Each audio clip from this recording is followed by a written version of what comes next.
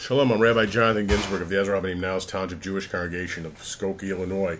This video is to explain the Jewish custom of Yizkor, which means memory.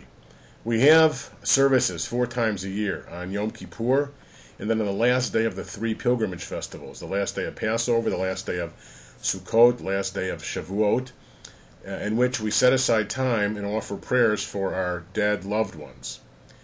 This is in addition to the institution of Yortzeit, where we commemorate their anniversary of their death by the Hebrew calendar. The customs are the same. We're to light a memorial candle for them the day of their Yortzeit or on Yizkor, and we are also to recite the mourner's Kaddish in the synagogue 3 times, hopefully, at 3 different services. Now, what is the origin of Yizkor? How did it start? Why do we have this institution where we 4 times a year remember our dead relatives and our other people, our friends and family members?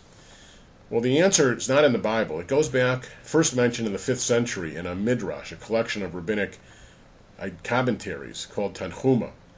And later, again, it's discussed in the Gaonic period by the sages, the great rabbis of Babylonia in the 8th, 9th, 10th centuries. But it really became famous in the Crusades and became statutory in Jewish prayer. The Crusades, of course, were Pope-inspired efforts by Christendom to liberate the Holy Land from Muslim infidels. But on the way, the Christians decided that the Jews in Europe were infidels too and massacred many Jews and destroyed many Jewish communities. But the story here really starts in the Rhineland, where the devastation and destruction and mass murder was unbelievable in the Crusades. And the few surviving Jews of the Rhineland decided that they should remember those citizens of the Rhineland, the Jews, who were massacred and murdered by the Christians in the Crusades.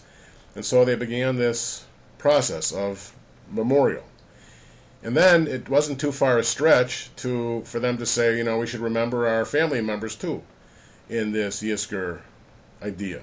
And slowly it started to spread through Europe. And then the great mystical rabbi of the Ari made a Kabbalistic spin on this idea, and then became spread to Sfardism. It became part of statutory Jewish prayer.